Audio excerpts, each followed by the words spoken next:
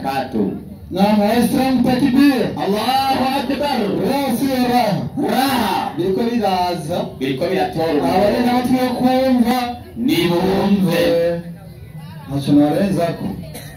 Ingo nawe uhagurutse umwarimu wawe indi minota 20 tugende n'umwanya. Haleluya Kristo. Haleluya. Imana yagucyubahiro cyane. Reka mwaka wa tuhagurutse umwigisha kugira ngo aze abigishe kuko ntabwo bashoboye kwishyura na gitoya. Reka umwigisha mu mwanya wiwe aze hano anyarutse kugira ngo abereke ukuri aho kuri. Yesu agicyubahiro. Abanezerewe tubamukanye. Ndabona muri benshi ko nanjye ndimo. Uyu mwene data afashe iminota 20 yabajijwe kwerekana ingene bihana ibyaha inkimazi cyangwa ingene bigenza. Uretse gutera inkuru uriko akina komedi nta nyandiko nimwe kandi aza kurinda byaha. Ndabivuze mpagaza nta nyandiko aza kuzana ngo twihana mu buryo. Yesu agicyubahiro. Amen. Urero yaje hano arabyina ngo Yesu ngo nikivume ngo Yesu yaravumwe. Nagomba kubwira ngo nimba winjiye umunsi utariho utazi kwizera kwa Kisilamu Yesu ariwe uzobanza ugenda usubire wiki byitanguriro. Ndashaka gusomera Qur'ani 3:45 ndamwigisha Yesu mu Kisilamu ni muntu ki. Aravuga ngo havuga gute Qur'ani 3:45 havuga ngo iki aravuga ko Yesu wakongera kandi andike andika kumukenya rwose na malaika malaika ndiende Mariam yego Mwenyezi Mungu anakupa habari njema imani kwa inkuru nziza za kumuzaa mtoto bila ya mume za kuzaa mwana atamugabo bali kwa kutamka neno kwa kubidi jambo gusa kekora kwake livuye ku Mana na kukuambia za na kukumbira vyara na za pasina kuingiliwa ukazaa utaona n'umugabo jina lake litibagiwe ni Masihi ni Mesia Isa Yesu mwana wa Mariam mwana wa Maria mwenye heshima n'icyubahiro mwenye heshima. Uyu ni Muislamu wapi uyu narandika na jurari gusoma mu Burundi uranditse Qur'ani uwo wizeye avuga ngo ni n'icyubahiro katika dunia n'isi na ahera yo mw'ijuru. Urashobora guhagarara hano n'umuntu w'umwarimu uje kuvuga ngo Yesu nikivume abakristo bakwigisha kubwira ko Yesu yaducunguye vuga ati ntabyanzi hanyuma tubikwigisha icyo tubereye aha kabisa. Twamaze iminsi myinshi amakere menshi turiko twiga kugira ngo turakora abantu twafashe imitahe yacu tuzana hano kugira ngo abantu batahure ukuri bakurikira ibyo bimera kandi bazi neza kabisa.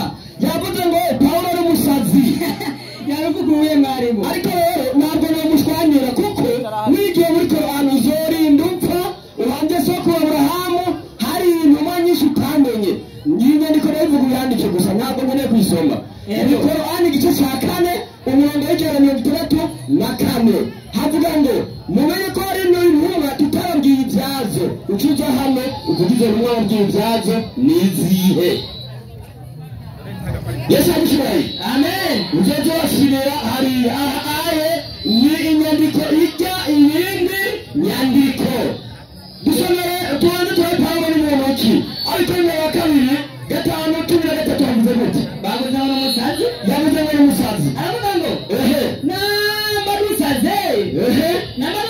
namadusaze musazi cy'Imana Yesu agicyubahiro. Amen. Yara ni musaza salamu cy'Imana uramutwaha Yesu agicyubahiro. Amen. Hari ikintu yavuze mwarimu etazume Muhammad nawe Muhammad reka tubasome muri Qur'ani 5:6 reka turamusazi wari ariwe havuze gute bavuze bati wamanuriwe ubwibutse Qur'ani ubwibutse Qur'ani yani Muhammad yego bavyumva Muhammad uri umusazi wakora gutanga gasimbuka cy'icyo yumva haraze tukurangira inzira. Hari n'ikindi kintu yavuze ku kutamenya Yesu ngomba nerekane umusazi yasaze werekane ngo Yesu bamuroze kuri uyu munsi cyane Paulo yaroze kuri uyu munsi uwego majini paji ya 10 inasema hamuna gute ndugu msomaji ego ndugu msomaji mugenzi musomyi w'ibitabo nikosa kupinga kuwepo kwa uchawi nikosa guharira itukura k'uburozi kwani uchawi kubera uburozi ni jambo ambalo lipo tangu kale ni jambo ryabaye kuva mbere kera kama lilivyoelezwa ndani ya Qur'ani nk'uko mwabibonye muri Qur'ani isitoshi ibihagije isitoshi ibiheze hata mtume wetu Muhammad na yanuma yawe Muhammadi hata mtume wetu Muhammad na mutuma wa yanuma yawe Muhammadi alirogwa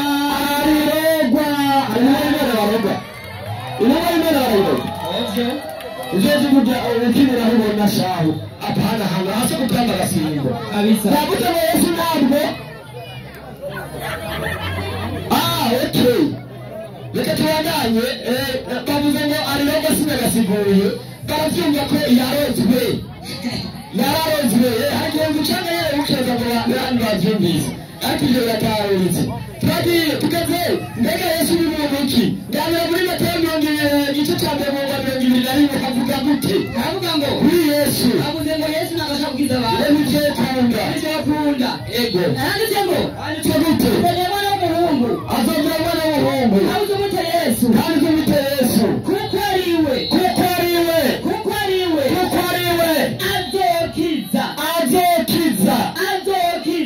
azokiza abantu biwe ibyaha byabo Yesu agicyubahiro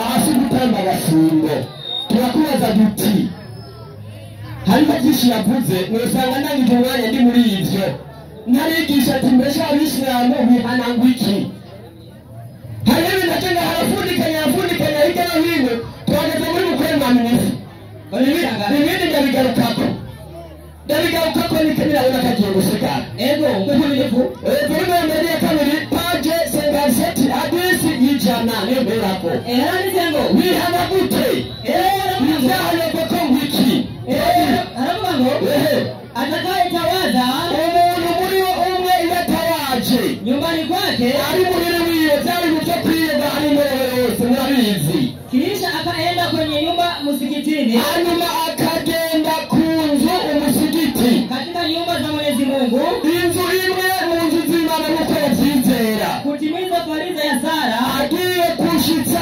isengesho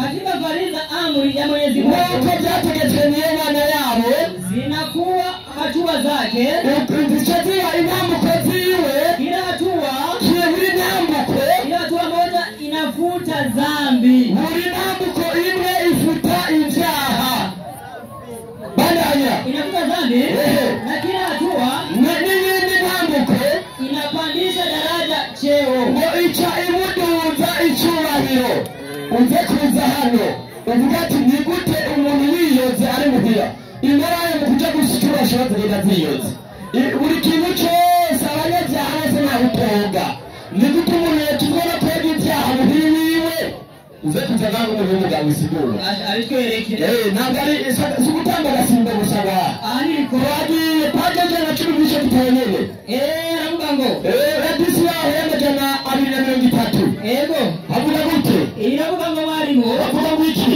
atakaye murisha masikini iyo ugaburiye umukene kwa usafi wa moyo wake urukundo rwiwe basi uwanikwa Mwenyezi Mungu nuko Imana ica yandika mazuri zawabu n'ivyiza bireze 1000 bandanya igihumbi narizura kufutia maovu za hanyuma ndacagufutira ibyaha 1000 igihumbi wewe urasubya umunani kuvuga ngo niyo ugenda ugashurashura ugahembwa 100 hanyuma ukagurira isahani y'inga umuntu ibyaha byose yakoze bica bifutwa uze kuza ngaho umusore usigura ingene icyo kintu cyokura icyaha cy'umuntu ashabaza bikwereke apana gutanga gusubira cyane kwemera wigira ngo biri gumbikabira uriko umari umwanya abantu gusa kandi turango twige turabandanya mwarimu ego amajana 3 bari mwacavuga gute aravuga ngo avuga ngo iki inyandiko iravuga iti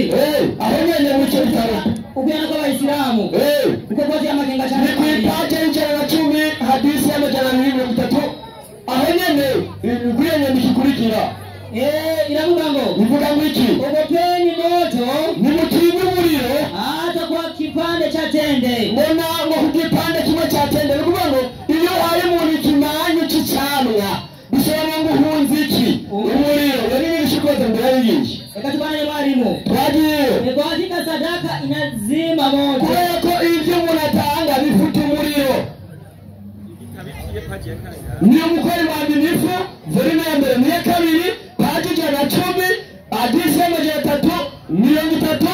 hadisi y'amajana 331 rero ngiye gusoma. Twagiye tugeze kuri aho nyine mu cyo bitabo ku paji y'amajana 26 hadisi y'amajana 4 zurandika neza nazuhabwa ari bwabisome. Aravuga ngo Isigaranye 5 utumariye kugira ngo ntabwo hano ntarashi. aravuga ngo mwarimu. Avuga gute?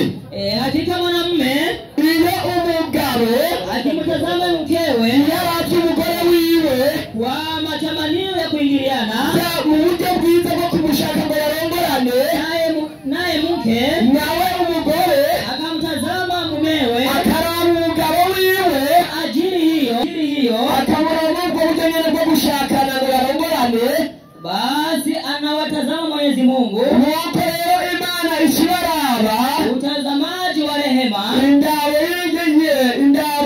y'ikigongwe. mume akimshika mkewe Umugore yafashe umugabo wiwe mkono wake kwenda, yamufashe ukuboko kwiwe bagiye kurongorana, basi anaondoka nuko rero ibyaha birakoragurika kwenye vidole vyao. biciye hano mu ntoki bica bigenda birakoragurika. Ninde mugabo ahari afishe urugo rwiwe yoshaka kurongorana n'umugore wiwe ngo asumbye abamaraya? Nimba umuntu azoja mw'ijuru muri ubwo buryo uzokuza ngaho uzanye inyandiko ivugurutse iyo. Nimba ari igitabo niyandikiye uvuge ko ari cyo nanditse Kabisa. Yesu abicyubahiro. Amen. Uwumvise uburyo bezwa muri ko muri ubu buryo baharirwa. Ego kabisa. Aho ntiturarangiza iminota yanjye iracahari. Twagiye mwarimu tugeze muri icyo bitabo nyine niho nkiri. Ego. Icyo ndagisoma ni hadisi ni ukuvuga ngo baba paje y'ijana na 13 ku hadisi aho y'amajana 235. Reka tukomeze gusuzuma. Havuga gute? Aravuga ngo Havuga iki? anayefunga Ramadhani Iyo umuntu afunze Ramadhani bya bindi bavuga ngo barimo kwa imani na kuzingatia ukwizera no mukumenya ibyo yizera yanafuzwa madhambi yake bica bihanagurwa ibyaha byiwe yaliyotangulia, ari byatanguye na ngelijua faida iliyomo kandi mumenye inyungu irimo inayopatikana katika Ramadhani, iboneka mu kwezi kwa Ramadhani. basi mungelitamani saumu iwe mwaka. Nuko mwokwifuza ngo igifungo kimara umwaka. Ndagira nakubaza ikibazo rero, bibaye ari uko bimeze umuntu afunga gute bigenda ariko ajya guhindura amasaha yo kurya? Nimba uwo muntu yari mu gitondo yopfa hajya undi muntu ari azindutse ajya mu gitondo saa 10 umugomba mugore bakaba ariko arajya uwo muntu yafunze. Uzoba uri hano umunsi muzovuga ngo mwafungure ntabwo tuzigisha mu kigo cy'intungamagara tuzobigisha ingene umuntu agaburirwa. Umuntu mu gatondo ajya nk'umwami, saa sita akajya nk'umuganwa, mw'ijoro akajya nk'uwabibuze. Ibyo bizokura ibyaha. Ayo manyanga mugende muvuganire hariya pana hano kabisa. Yesu abicyubahiro. Amen. Ayo manyanga bajyane ku gasozi tukaza kuri paji yaho y'ijana na 60 hadisi y'amajana 346 nayo ivuga nguki? Iravuga ngo ivuga gute? atakayenisalia siku ya Ijumaa, iyo umuntu asengeye Muhamadi ku munsi wa Ijumaa mara 100 inshuro 100 anafutiwa acafutirwa ibyaha ya miaka 80 y'imyaka 80. Mbega niba avuga ku ijana na 30 uwibura musengera ngo amahoro n'imigisha mbe Muhamadi nawe yavuga gute? Yavuga ngo amahoro akaba abantu bagira barahawe pe iyo tuvuze ko basenga imizimu ntibabyumva ariko bizoza tuzozigisha abantu abandi bacahari. Rero nabwiye ngo ayo manyanga yo gusenga Muhamadi no kumusengera kumva hanyuma mugahendwa ngo muca muharirwa ibyaha mugende mubivugane mwiherere hariya nyine musigiti nayo ngaha ni kabisa nta muntu ahari mu cyaha hatavuye amaraso ibirazi uravuga ngo amaraso yavuye ni ayahe okay tucarana yaho nyene mwarimu ego manzi mbariye ariko ntaraja kure bamusobeye izakozwe n'ubuce cya kane umurongo wa gatatu sinoguma w'ico gitabo gusa havuga gute ibyakozwe n'intumwa 2:37 haravuga ngo havuga iki bumvise ibyo bibacumita mu mutima babaza petero n'izindi ntumwa bagabo bene data tugire dute niyo tuzigara nyine petero abishura ati nimwihane umuntu wese muri mwebwe abatizwe mu izina rya Yesu Kristo ubone guharirwa ibyaha bagenda babesha abantu bari mu misigiti ngo Yesu ni Umuyisilamu Yesu yarabatijwe hanyuma abantu babo batozi Yesu ari Umuyisilamu wabo Abasilamu gute weje bikorera ibibuza gute twagiye kwema n'imivugo ya gatatu n'iya kane paji ya 73 hadisi ya 19 tubwira gute nyarutse mwarimu aravuga ngo wahageze aravuga ngo iki nashize mwarimu havuga ngo iki babwire ibi bintu batatuva bumvira umusigiti yaje ko aba hano abantu byumvise uyu munsi ko iyo ushoje umuntu ushatse umugore ibyaha bica bitumuka twagiye havuga ngo iki kuondoka na macho iyo uvuwemo n'amaso upofu ukabimuriye basi ni kufutiwa madhambi yemwe ibyaha byose biba bifuditse muraheza bahanyene na kuondokwa niyo uvuwemo na kusikia uziwi iyo warigi kitumva ni kufutiwa madhambi nuko ibyaha bibavako kunene ko muyafise amaso mukamusha ko ibyaha bibavako rimwe yanoko nimba ukuri bayanokore bakuremwo yakuremo kabisa ariko mwebwe naravuze ko mwizeye ibintu ukuvuga ngo nizera ibintu batumva badatahura jewe nafashe umuntu n'umwe yisubiramwo ndamubaza ngo aha vuga sobanura ikintu nibyinshi ariko n'abakunzi banyine twagiye aho nyine muri icyo bitabo tugeze kuri paji ya 24 hadisi yaho y'amajana 924 itubwira iki inasema ivuga gute inyonko ni bahati ya kila Muislamu umugisha ku Muislamu manzi uhagarare nimba inyonko ari umugisha ku Muislamu bajya bari mu bitaro bari guhiga imigisha maze kama twishyura wewe ndashobora kugera mwigisha ibintu abantu bakizera gusa bagenda gusa mu kigali batazi ibyo barimo inyonko ni inyungu ku Muislamu cyangwa n'umugisha ku Muislamu ni bandanya nyene inasema ego inyonko ni bahati ya kila Muislamu ni umugisha ku buri Muislamu wa adhabu ya moto igihano cy'umuriro na homa ya siku moja inyonko y'umunsi umwe inafuta madhambi ya mwaka mmoja inyonko y'umunsi umwe ifuta ibyaha by'umwaka wose nimba umaze ukwezi mu bitaro wewe uzumvayo uri marayika Yesu agicyubahiro amen ibyo bintu nta asha nta muntu agira ubwenge byizera ko ari ukuri nimba kuri aha mwarimu hapana guceza mwarimu turashaka kwegera ibyaha bikura bazani kimazi ibyo kunda tubarirwa ibyaha ibyo bitwatera indego mu isi batabizanye kabisa dusomere ayajambo yereka muri Mariko igice cya 15 bigenda gute aravuga ngo avuga iki uwo twabwiriza kwa na Mariko igice cya 15 aravuga ko soma n'abandika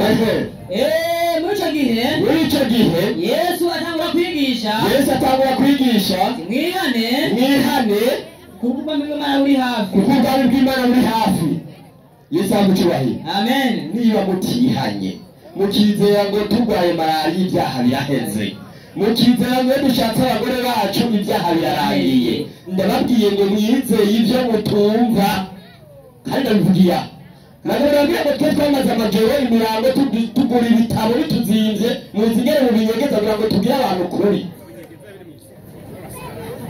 ibyo rero byo gushyigikira uze hano werekana ingene umuntu ashaka umugore wiwe ibyaha bikamuvako uze hano werekana ingene umuntu agwara malariya y'umunsi umwe akaba akuweyo ibyaha by'umwaka wose uze nawe kenshi nyene umaze imyaka 2 mu bitaro hariya n'abarwayi bagapfirayo wewe nyabagenda dire icyo mwijoro twese hagucurahira nagaruka haleluya haleluya izindi Imana yagucurahiro amina ntabwo bashoboye habana gitoya mwenye giti ngwino uze uragutse umwarimu wawe yarufikuye rubona kwa Islamu takibere Allahu Akbar sinavuze ko ariko biraryoha Ego frema ko biraryoha bimeze neza cyane amavuta nukuri ratomboye minota yiwe 20 arayangije Ego kwere kandi inyandiko yatanze ni nziza yaratuzini yagasi mugabo gusa insiguro yazo niyo yamugoye hasi Ego kwere reka rero mugara mwarimu agusigura ziriya nyandiko wari kuratanga mbega bisiguri ziriya nyandiko udasobanukiwe udasobanukiwe abasobanuzi bazi gusobanurira amusobanuriye kweli n'abandi bose bumvire kabisa mwarimu karibu iminota yawe 20 nabwire gito ciwe kumbe n'ibindi bito byose byo kumvira kabisa Naam. Assalamu alaikum wa rahmatullahi wa barakatuh. Wa alaikum assalam wa rahmatullahi wa barakatuh. Reka tubanze dushimire uhoraho umuremyi w'ijuru n'isi Allah subhanahu wa ta'ala. Jalla jalalu. Amahoro n'imigisha byiruke kwa zote n'umwana w'abahanuzi. Nawe subuni ikitegezo cyiza umwarimu wacu ndongozi yacu n'umwarimu Muhammad sallallahu alaihi wa sallam. Hamwe n'abasangirangendo biwe n'abayisilamu bose zo mukuriraga umunsi w'imperuka dusaba Allah adushire muri abaraho amin. Amin. Umwarimu avuye hano n'ubunye n'uno munsi bandanye namukengurukira yagihereye muri Qur'ani 3:45 kugira ngo yerekane ukuri kuvugwa muri Yesu kandi usomere Qur'ani ikirundi abari n'abarundi okay kubera ko yasomye yandiko ya Qur'ani je namanda bivuga ushaka kumenya ko Qur'ani cyitabo cyonyine cy'ukuri kiri mu isi ukubise nazo umukirisi nyandiko zikamunanira cyahungira muri Qur'ani ahungira muri Qur'ani nasema ni nayo yahereye ko mukunza kuvuga ibya Yesu by'ukuri kubera yumvise ibya Bibiliya yabaye ingorane reka nk'uko ingorane zabaye muri Bibiliya zicaziboneka muri Qur'ani kweza Yesu kweli kubera Yesu muri Qur'ani rimweranda kandi Qur'ani yaje kweza Yesu ku buryo abantu bagiye babeshera Yesu kweli kabisa bamusomera muri Galatiya 3:13 achaza kuvuga ngo twabipfunze si twebwe ni nyandiko inyandiko riragira iti muri Qur'ani nyaranda muri Bibiliya duhere muri Bibiliya Kristo yaducunguye umuvumo w'ibyagezwe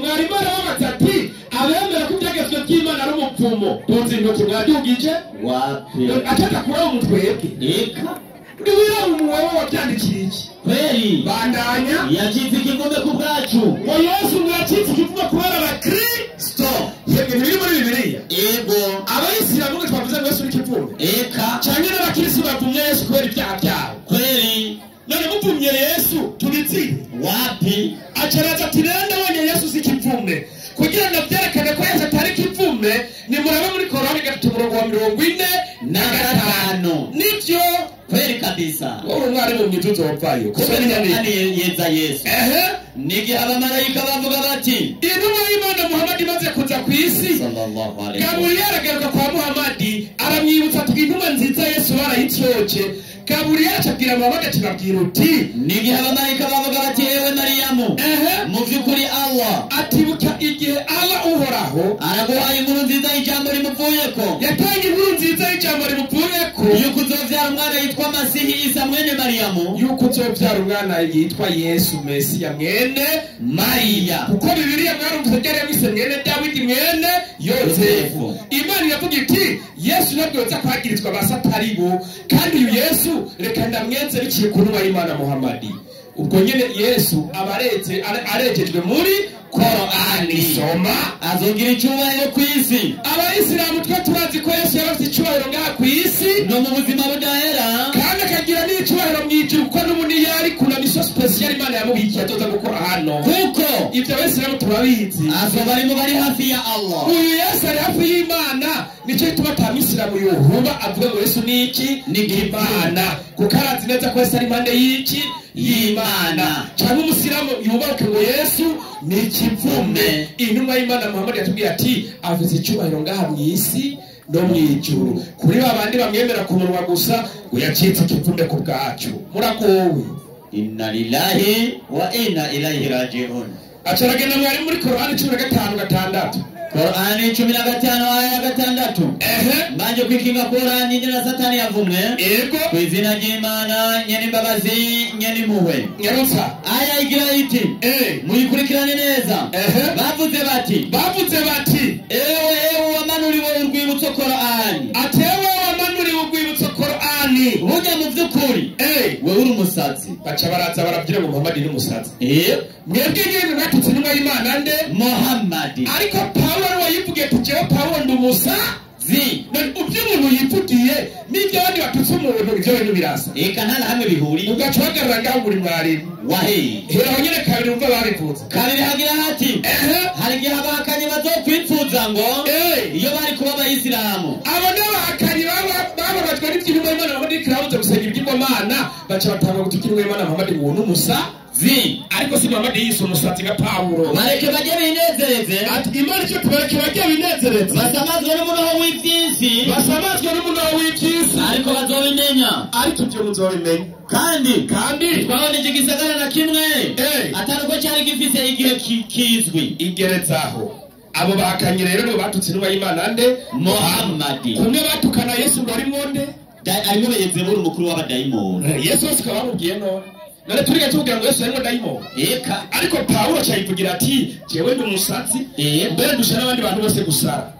Ukerenya ndiko ndagohe irahari barayizi avyivugire we nyene. Wowe tujamo kumuvugira yarivugiye nibareza ko yari nyamurata. Acagenda muri buri mwengu wa majini. Muhammad yararotswe bukiza kumfisa ubwenge y'ivyo ntubabivuga. Wapi? None ko Muhammad yari umwisilamu none wumva yarotswe nande? Nani umva kwa Kristo? Kumfisa ubwenge abatakunda Muhammad nibo bamwanga. Bamurotse. Ucabumva ari bande? Abanzi ba Muhammad n'ubu ni bande? N'umwe bamwe mu rutera n'ababuri mushobora kumuruka mu muruka. Sabati. Sabanye. Yesu yababwiye ngo ndatakora kugeza n'ubu nanje ndakora. Yesu mwene Mariya abacamuronde ngo mugire gute ngo bamwice ukurenga yakoze ku isaba none Muhammad yo bakugirira impuhwe. Abandi baroze n'uwo y'Imana nde? Muhammad. Adacho bituma kumuroga kwiwe yabaye inyigisho kuri twebwe abayisilamu kuko yaciye Imana imurukizira igabane bya nyuma bya Korani byo gusoma y'urotswe kugira uburozi bukupfe ko na Muhammad yarasomye barakiza kwe abisa. Natwe abayisilamu tubaturose inyigisho nuko bimeze. uyu nawe cyarashapfura wamurogera iki? Yarashavuye kubera yaciye akira. Acaja muri Matayo 21. Matayo 1:21. Urabona Yesu yaje gukiza abantu ibyaha. Ikibazo yaje gukiza ibyaha abantu gute? Ikibazo nawe kiri kweli. Yesu gukiza abantu ibyaha yaje abigisha ati nimwihane kuko ubwami bw'ijuru buri hafi. None hari kirenze cyo? None wihanye uri umusamba ikigenda bihebye ugafata ingingo jewe ndahevye gusambana guhera uno munsi imbere y'Imana sinzosubira ugacubwira Imana ati Mana mbabarira burya ntiri kuvako babikuvuyeko. none ko mwoko ngo Imana ni nyeri kigongwe mu biyi abantu bagacafana ubucucu kandi ubwenge buri mu bitabo kweli. wihanye ugasaba imbabazi ibyaha birakuva ko ibyaha mwari yarabwiye biri ubwoko bubiri. Pandagera ugiye kwatura mu rushengero uwo w'ibyaha reka kwidogera iri kuvako ariko aranaguruto wowe ugenda wibe ucugenda mu rushengero ngo nahora niba utarasubiza bantu usubize niko kwihana uko ariko kwihana. Urabona ngo cyane hano musuma abantu bose bibyara ibihumbi n'ibihumbi genda basubize kwanza. hari nabo bateje inzara n'ubukene cyangwa ugenda babwiye kujewe narabiriye nayo vise kubariha mumbabarire babaza ngo twebwe kwere turakubabariye Imana ni kubabarire nayo burya kiba kikuvuye ko nta bindi. Ugaje usanga umuntu agiye mu rushengero ngo dawe umwezagire kuko nacumuye cyane aba wibye nabo wiciye abantu ko arakwidogera hariya muhira wowe baze ngo birakuvako wapi? Urawaje ukababwira uti jewe narakoze ibyaha ibi n'ibi banza mumbabarire kubera ndi umunyantege nke abantu barakubabarira hama ugasaba ikigongo iki Imana burya icyaha cyoroshe ni icyaha ukora Imana direct. kuko imana ni nyene impuhwe. Iyo urashobora kuja mu cumba ukayisaba imbabazi ukicuza ukarira ukigatakamba imana ikagira gute ikakubabarira. Ariko icyaha wakora mureke kwidodera nikikuvako oya icyo kirakomeye. Acara gihenda mwarimu aja muri mukweri mwaminifu paji ya 57 soma volume ya mbere n'iya kabiri ego paji ya 57 hagira hati hadithi ya kangahe soma tuhabona sawa kabisa. Hadithi igira iti ego mukurikirane neza atakapoingia mmoja wenu msikitini atumwe muri mwebwe niyinjira mu musigiti basi kurugo rero asikaye mpaka asari ati niyicare makabanje gusenga raka mbili irakazibiri bitihitangabo bibiri avuga ati umuntu wagiye mu musigiti gusa ngo bari gweki bari gw'ivyaha sikavuze ego none ubugiye gukora iki ubugiye gusaba ikigongo no gusenga mu musigiti haje abantu bagiye kugira iki abafite ubwenge mu mbarire bugiye batutagira ibyaha tuba tujya mu mashengero mu misigiti none tujya kugira iki kwihana tugiye kwihana tubabarira ibyaha kweli ubu nawe ntazira ibyo asoma ntazira ibyo reka arigisha. Iyindi hadithi ivuga iti atakaye tawadha niba akaraba akatawadhia nyumbani kwake ugaza gukarabira muya witeguriye kuja gusenga mu musigiti kisha hanyuma akaenda kwenye nyumba msikiti ugaca ugenda mu musigiti ugiye gusenga katika nyumba za Mwenyezi Mungu mu masengero y'Imana kutimiza faradhi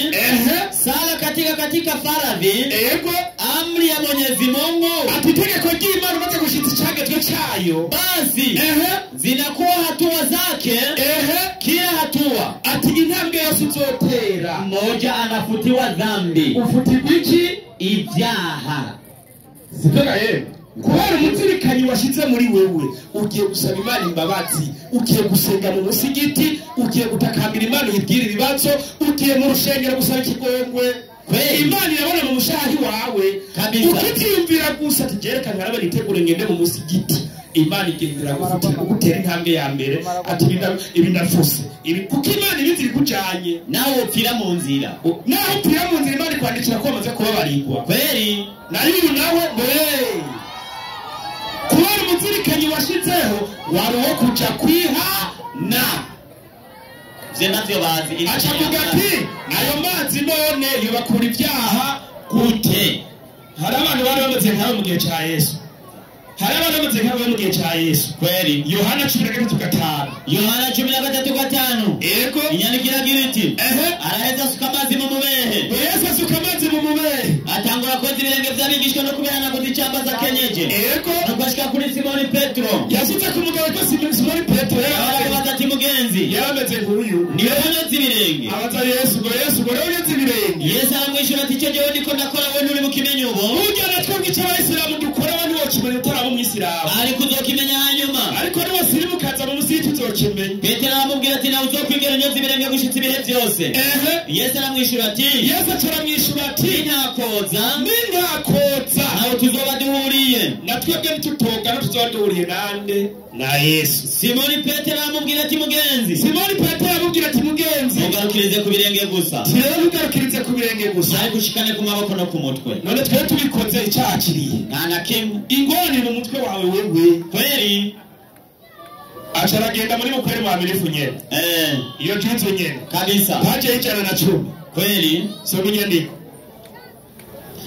paje y'ijana na 10 hadithi ya 230 hadithi ya 230 yego inyandikira mubwira iti igira ngo iki atakayemlisha maskini ati umuntu azogaburira umukene kwa usafu wa moyo wake bivuye ku mutima we kumushaha basi umwandikia Mwenyezi Mungu mazuri ati Imana ikimwandikira ibyiza yani thawabu ukuvuga ibihembo 1000 igihumbi na umufutia maovu kandi Imana ikamufutia ibyaha bivuzwa n'ibyaha bito ina maana dhambi bya ukora wihenze utari ubishaka 1000 Imana burya bwaha bwose buto kwiyumvira ugaburira abapfakazi n'abakene Imana iragufutira kweli. None mwe mutaga kuberiye oya mutanga bashikama kuberi muyatangira ikigahemba muya pastori yirire gusa na niyasi yo gusa ingorane n'izina ry'Imana n'ibibazo kweli soma hadithi kurikira kandi hadithi kurikira giriti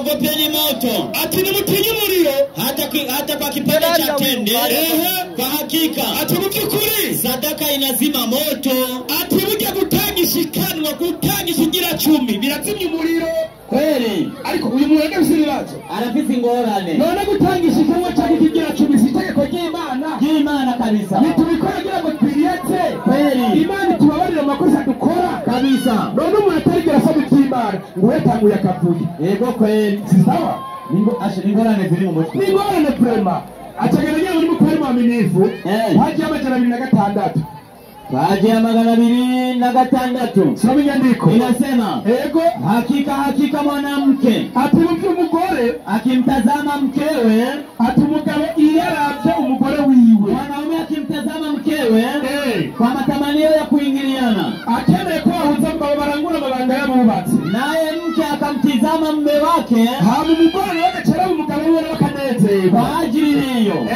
basi anawatazama Mwenyezi Mungu ati Imana ikibara bicisha kibuhwe utazamaji wa rehema mume akimshika mkewe afashe umugore akamupumbatira kwa mkono wake kwenda kutimiza haja yao basi yanadondoka madhambi ucumura buto bucaguruka kubera twashikanye itegeko ry'Imana yanatoka madhambi urazi gituma mwarimu ndiyo Imana yaremye umugabo imuremera umuki umugore yabaremye ngo bakora iki aratubarira yabaremye ngo bakora iki usanga atamugore afise uyu nawe yiyumvira ngo n'imaraya ngo ziba zirimo imaraya zakurikije itegeko ry'Imana cyangwa zaramaze gucumura imaraya n'umugore wo byita kimwe kwanza kurongora ukazana umugore mu nzu Imana irahezagira ishyiramo umuhezagira kweli Imana imaze guhezagira mbere havamo n'umwana kabisa iyo rero mubikoza mu munezero bwaha buto butuma kwibwirana nabi Imana yengera bufuta kweli kubera bamaze kuryoherwa nawe yaryohe kabisa nuko bimeze aca bagenda mwarimu ndiyo aca muri mukweri wa minifu nyene paje 113 paje 113 inyene iyo nyene sawa kabisa neza cyane paje 113 hama mvuze ati hari ibyaha bifudika hari ibyaha nza kubabwira bidafudika ubufudika ni bwa usanga wakoze wibagiye ugasanga wihenze ugasanga wakoze ikintu umucawa utabizirikanye muga bya bindi wapanze ku mugaragaro ukabikora ubigambiriye ivyo ni kupako hadithi inasema anayefunga Ramadhani kwa imani atumura azofunga ukwezi kwerana kwa Ramadhani mu kwizera kwa imani na kuzingatia yego basi kuko rero yanafutwa madhambi yake yaliyotangulia none tufunga kugira habiki ubu nashaka ko ibyaha byanjye bifudika ubu no kwiga umunsi wose nashatse n'inyota y'amazi kandi cyasinda yanwe inzi yuko ibyaha byanjye bidafudika na mungelijua faida iliyomo atiyamuza kumenya akamaro karimo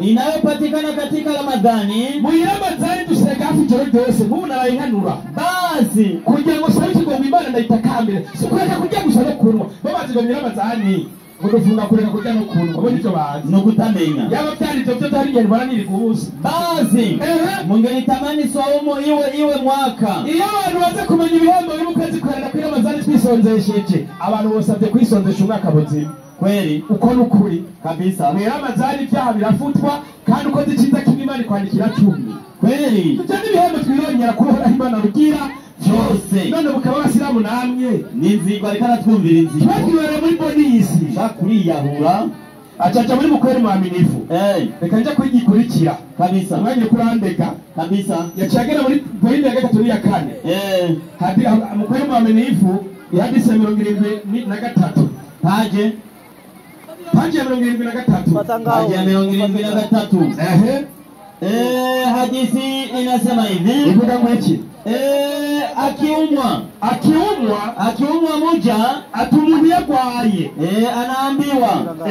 anaambiwa malaika wa upande wa kushoto hacabwirwa umumarayika mukuba abayisilamu turemera yuko umuntu agendera abamarayika babiri anaambiwa na Mwenyezi Mungu ndemera hari uburyo hari n'ububavu uburyo yandika ibyiza ububavu akandika ibyaha kweli rero ujya mu marayika yandika nibyo bitabo bizozingurwa ku munsi w'imperuka kabisa bizoba byanditswe n'abo bamarayika kandi uko ukoze barandika iyo rero umuntu umuntu agwaye uriya mumarayika yandika ibyaha ntiyihuta kwandika kubera umurwaye udakomeye nk'abantu bazima.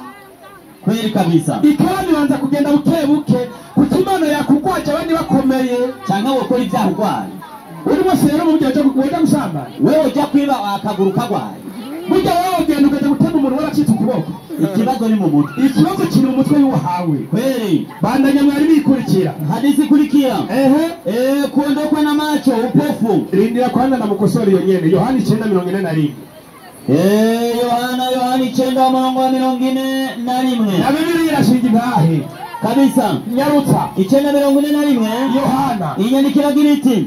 Yesu arababwira ati iyo mubaye mwari impumyi iyo muba mwari impumyi nta cyaha muba mufise. Yesu ati muba mwari impumyi nta cyaha muba mufise. Kandi Korani mu inuma y'Imana Muhammad kivuga iti umuntu yagwaye Imana imufutira iki? Ibyaha. Yesu nawe ngo yaba wari impumyi n'ubugira iki? Icyaha. Bapugurutse rero eko acagenda mwari muri mukore pamire funyere paje 74. Kweli. Nyarutsa hagira ati mwego homa ni bahati ya kila Muislamu kwa dhambi. Ngwinyongo ngo numugisha ku Muislamu kwa dhambi ya moto ya homa ya siku moja inafuta madhambi ya mwaka mmoja. Yakobo 5:15 ngo inyongo ya malaria gufuta ibyaha. Ubu nigeze tahura ibitugwa ariko gutanze muri Bibiliya kufatanije no kwizera kuzokiza umurwayi. None gusenga gufatanije no kugira gute? No kwizera. Bandanya. Kuzokiza umurwayi niyo yoba yarakoze ibyaha. Niyo yoba yarakoze iki? Ibyaha. Kubara indwara gukira iki? Ibyaha. Genda ufite uwo murongo. Salamu alaykum. Wa alaykum salaam wa rahmatullahi wa barakatuh.